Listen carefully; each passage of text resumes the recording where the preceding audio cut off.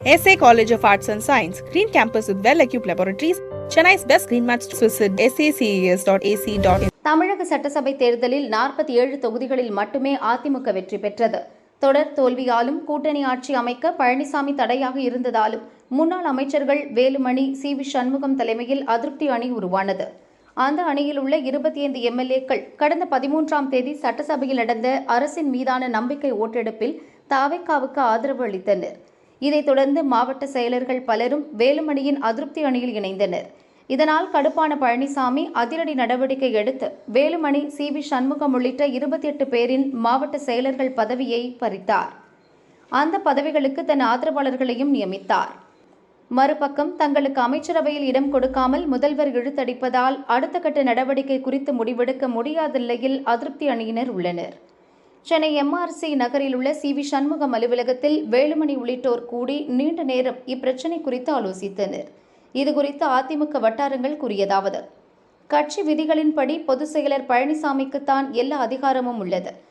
இதனால் தன்னை எதிர்த்து நிற்பவர்களின் கட்சி பதவிகளை முன்னாள் முதல்வர் ஜெயலலிதா பாணியில் அவர் துணிந்து பறித்து வருகிறார்.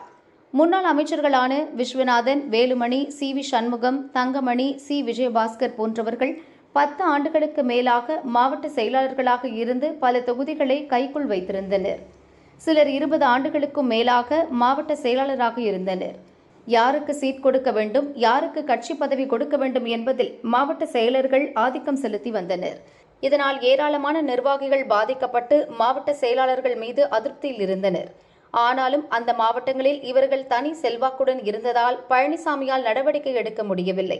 தற்பொழுது அவர்கள் தனக்கு எதிராக திரும்பிய நிலையில் பழனிசாமி அதிரடி நடவடிக்கை எடுத்து வருகிறார். அதனால்தான் அவர் புதிதாக நியமித்த மாவட்ட செயலர்கள் எல்லாரும் மாஜிக்கள் பின்னால் செல்லாமல் பழனிசாமிக்கு ஆதரவாக இருக்கின்றனர். அவர்கள் மூலமாகவே தனக்கு எதிராக உள்ள ஒன்றிய, நகர, பேரூர் கிளை கழக நிர்வாகிகளை அடையாளம் கண்டு அவர்களின் கட்சி பதவியை பறிக்கவும் பொதுக்குழு செயற்குழு உறுப்பினர்களை மாற்றவும் பழனிசாமி காய் நகர்த்தி வருகிறார். பேச தயக்கம், கட்சி தாவல் தடை சட்டத்தால் எதிரணி எம்எல்ஏக்களின் பதவியை பறிக்க முடியாமல் போனாலும் கட்சியை முழுக்க தன் கட்டுக்குள் வைக்கும் முடிவுக்கு பழனிசாமி வந்துவிட்டார்.